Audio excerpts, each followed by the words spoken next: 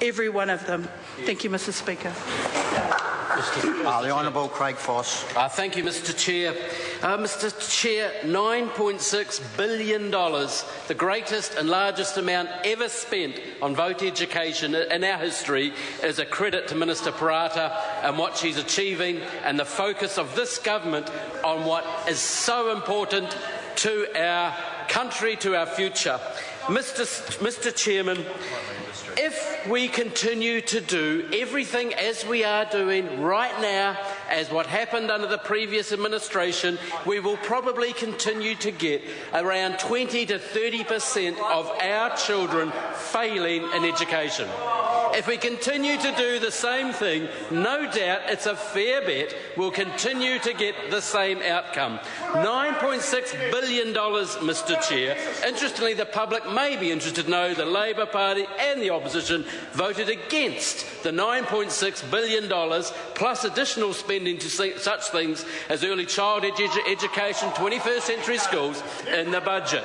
Even though they had that rhetoric there, and it's nice rhetoric, but there's actually no hard and fast plan, Mr. Chair. Mr. Chair, this government has committed, we've put some lines in the sand, better public services, Mr. Chair. We are holding ourselves to account. We can't change things overnight, we know that. But we are holding ourselves to account because we are focusing additional resources on those in greatest need in education. Māori, Pacifica, sadly perform not very well at all under many educational metrics. It's a fact. So we have a limited budget to allocate down to try and pull up those who are not performing as well as they could for whatever reason in our education system.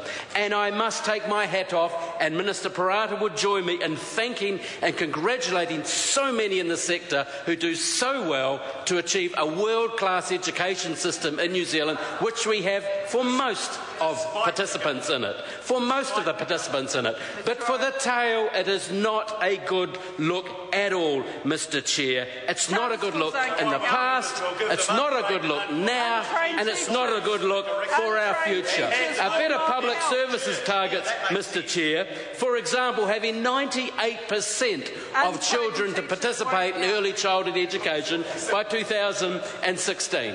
We haven't heard an alternative to that from Labor. Maybe they're more ambitious than that. Maybe they think 2015.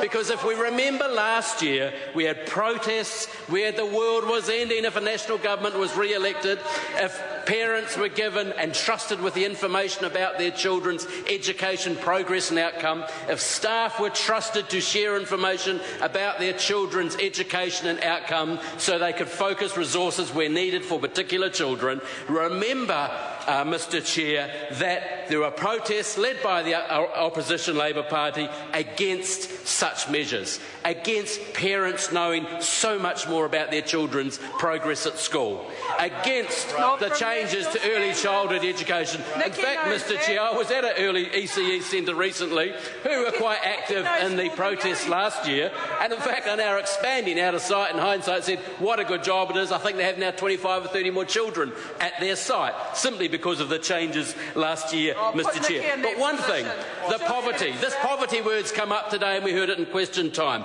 I challenge the opposition because it's your poverty, the opposition's poverty of expectations of so many New Zealanders, which I frankly find disgusting. I know many of them think better than that, and I know many of them actually are quite supportive of what Minister Parata is putting in place. But I stand beside our Prime Minister, our Minister of Education, Minister Parata, and that our expectations of our education system and of all New Zealanders is actually to do a fair bit better for the tail in particular than is being achieved right now. So if we do not change the model, if we do not change some of the measures, if we do not even try and change, we can almost guarantee to get the same outcomes of a large tail of good New Zealanders, be it from whatever families they are, failing or being failed by our education system. I thank again those that have been aspirational and ambitious in this sector, who are identifying, confronting some of the issues